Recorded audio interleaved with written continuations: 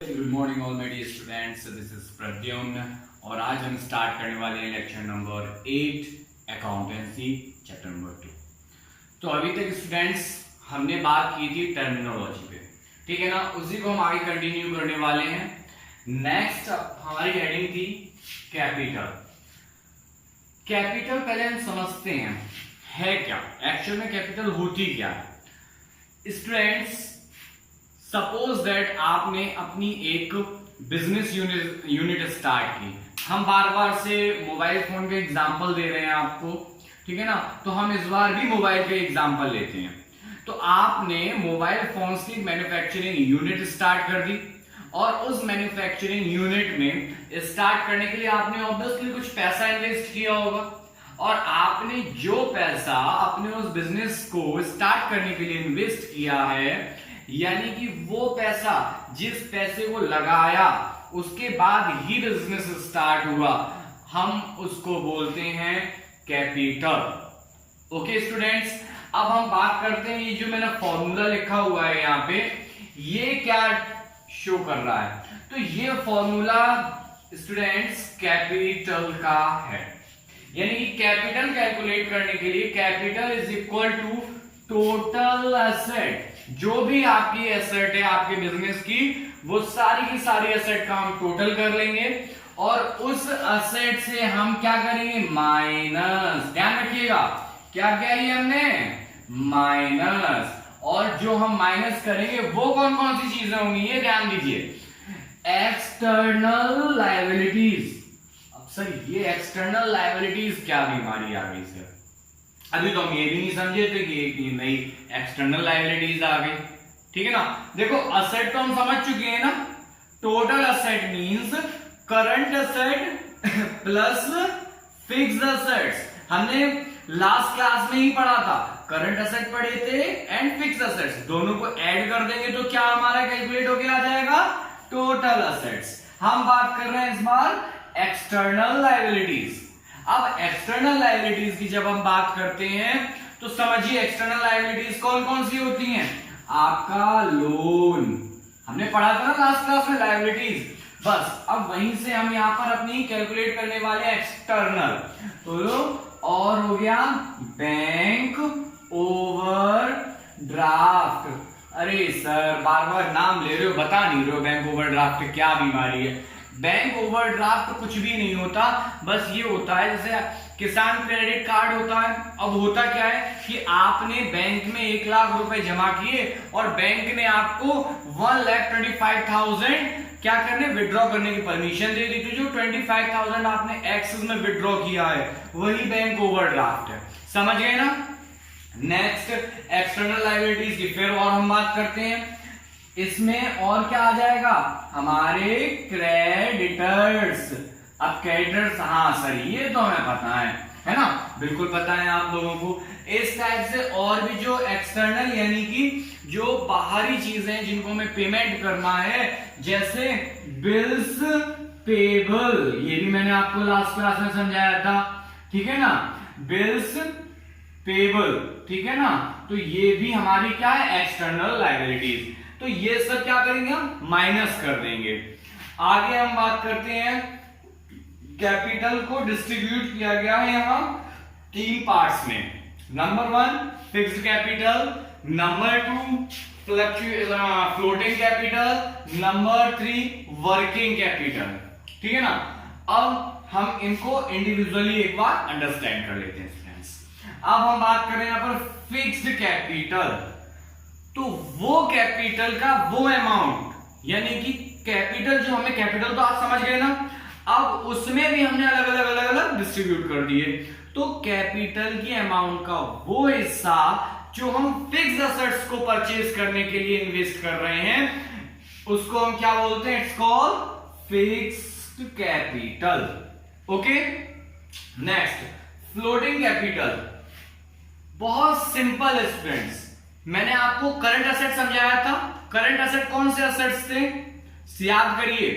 हमने current assets में आप लोगों को बताया था कैश, बैंक, डेटर्स, ये सारी चीजें क्या हैं, current assets.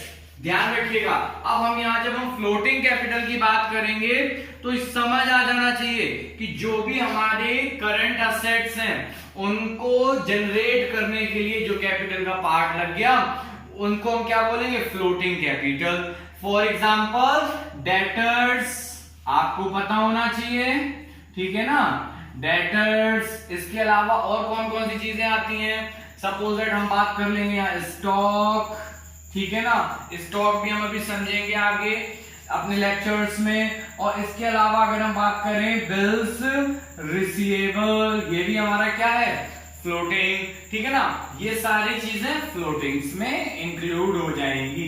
Okay students, next point है हमारा वर्किंग कैपिटल, ठीक है ना। वर्किंग कैपिटल बड़ी अच्छी चीज है। वर्किंग कैपिटल का एक बहुत प्यारा सा फॉर्मूला होता है स्टूडेंट्स, वो हम आज सीखने वाले हैं। सर इसका फॉर्मूला है वर्किंग कैपिटल का?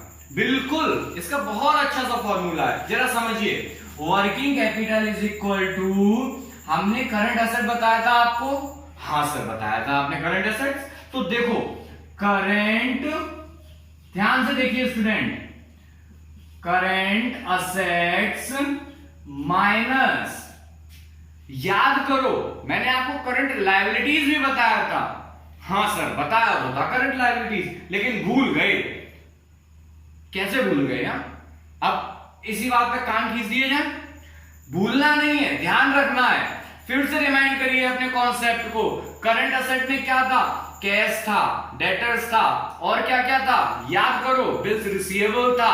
ये सारी चीजें जो लिक्विड में की फॉर्म में कन्वर्ट हो जाती हैं, मींस वो सारी की सारी, जैसे बैंक था, ये सब क्या है, ये सब करंट असेट्स हैं।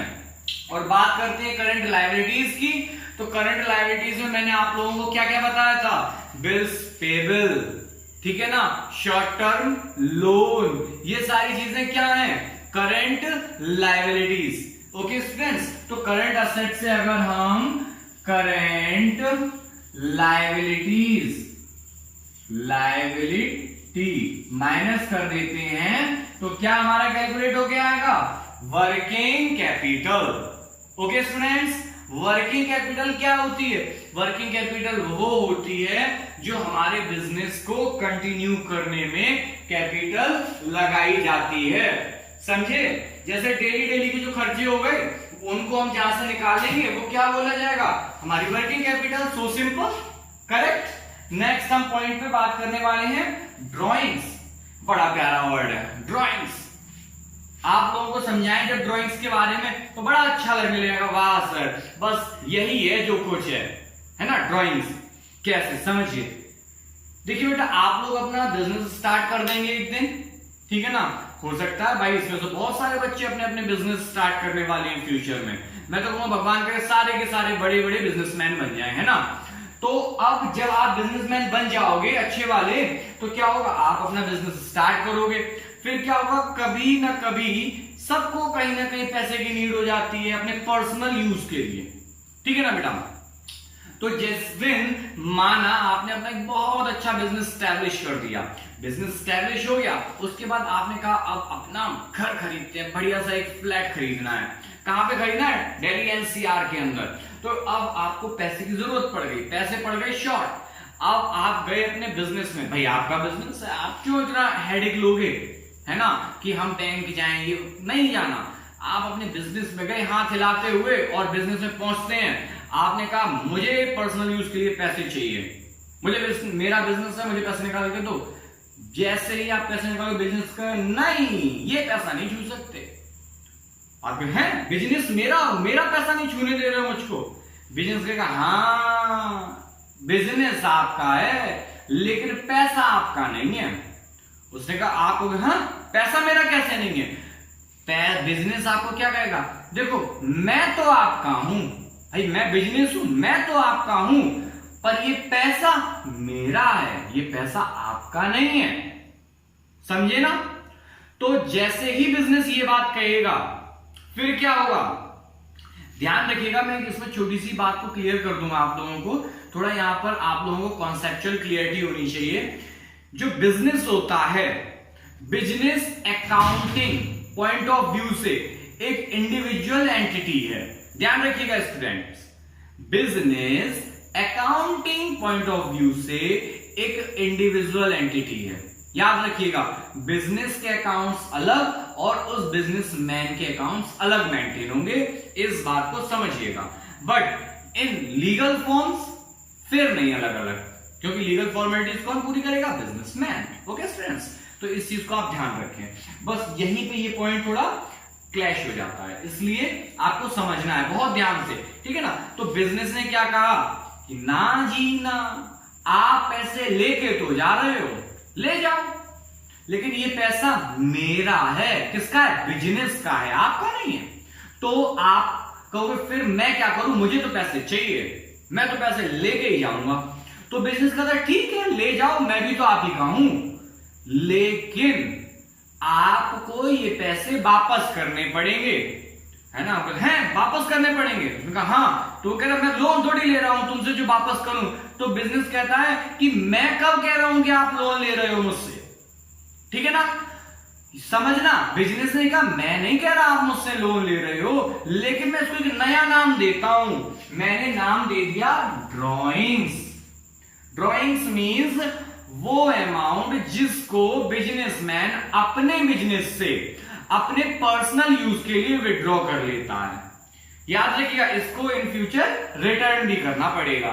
नेक्स्ट पॉइंट है रेवेन्यू। स्टूडेंट्स रेवेन्यू की बात करते हैं। रेवेन्यू तो बहुत सिंपल सी बात है, आपको समझ ही आ गया रेवेन्यू सुनते ही सुनते कि भाई जो भी बिजनेस सेल करेगा उससे जो पैसा हमें रिसीव हो रहा है वो क्या है? रेवेन्यू है सारा का सारा, भाई जो भी हम रिसीव कर रहे हैं पैसा, ठीक है ना बेटे। आगे पॉइंट हम लेते हैं एक्सपेंसेस। एक्सपेंसेस जो भी प्रोडक्ट आप प्रोड्यूस कर रहे हैं, आप उसको मार्केट में सेल कर देंगे, सेल तो कर देंगे, लेकिन होगा क्या? सेल करने के बाद उस प्रोडक्ट की कोई कॉस्ट होगी ना। जब कॉस्ट हमें पता होगी तभी तो हम प्रॉफिट कैलकुलेट करेंगे। तो अब कॉस्ट कैसे पता चलेगी? उस प्रोडक्ट को प्रोड्यूस करने के लिए जो जो एक्सपेंस आप खर्चे, यानी कि वो पैसा जो उस प्रोडक्शन को करने के लिए आपकी जेब से जाता जा रहा है, वो सब क्या है? आपके एक्सपेंसेस हैं, ठीक है ना बेटा। तो ये पॉइंट हमारा क्लियर होता है। इसके साथ में बात करते हैं हम गुड्स की। गुड्स, ये बड़ी बीमारी है सर, कि ये गुड्स क्या प्रॉब्लम है, जरा क्लियर करिए सर, ठीक है ना। तो मैं आप लोगों को क्लियर करूंगा गुड्स, ठीक है ना। अब बात करते हैं goods. What is goods? This includes all articles, commodities and which are traded by a businessman, ठीक है ना। ये तो इसकी छोटी सी डेफिनेशन हो गई, लेकिन मैं आपको एक बहुत इजी वे में समझा दूं, आपको 2 मिनट में समझ में आ जाएगा कि ये गुड्स क्या है। अच्छा, बहुत से स्टूडेंट्स ऐसे भी होंगे जिन्होंने ट्रकों पे लिखा देखा होगा क्या? गुड्स कैरियर, है ना। तो हमने क्या सोचा, अच्छा वो टीचर जो हमें गुड देती थी, है ना, या फिर हम छोटे थे तो हमें गुड मिला करता था। गुड मीन्स अच्छा, और कोरियर मीन्स ले जाने वाला, मतलब अच्छा ले जाने वाला, है ना। लगाया होगा ना ये दिमाग सबने। अच्छा, अब हम बात करते हैं इस गुड्स की। ये गुड्स क्या बीमारी है? इन दोनों गुड्स में ध्यान रखना, ये गुड्स और ये गुड, इनमें डिफरेंस है, ठीक है ना।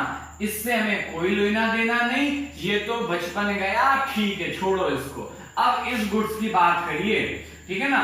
अब इस गुड्स की जब हम बात करते हैं तो वो प्रोडक्ट जिसका आप बिजनेस कर रहे हैं, जैसे हमने आपको बताया मोबाइल का बिजनेस, तो मोबाइल क्या है आपके लिए? आपके लिए गुड्स है, ठीक है ना। तो यानी कि वो हर प्रोडक्ट जिसका आप खुद बिजनेस करेंगे वो आपके लिए गुड्स कहलाएगी, यानी कि आपका मटेरियल, जैसे कि आपके सारे के सारे mobile phone. Okay students, I hope आपको क्लास बहुत अच्छी लगी होगी आज की। Thank you students, have a nice day.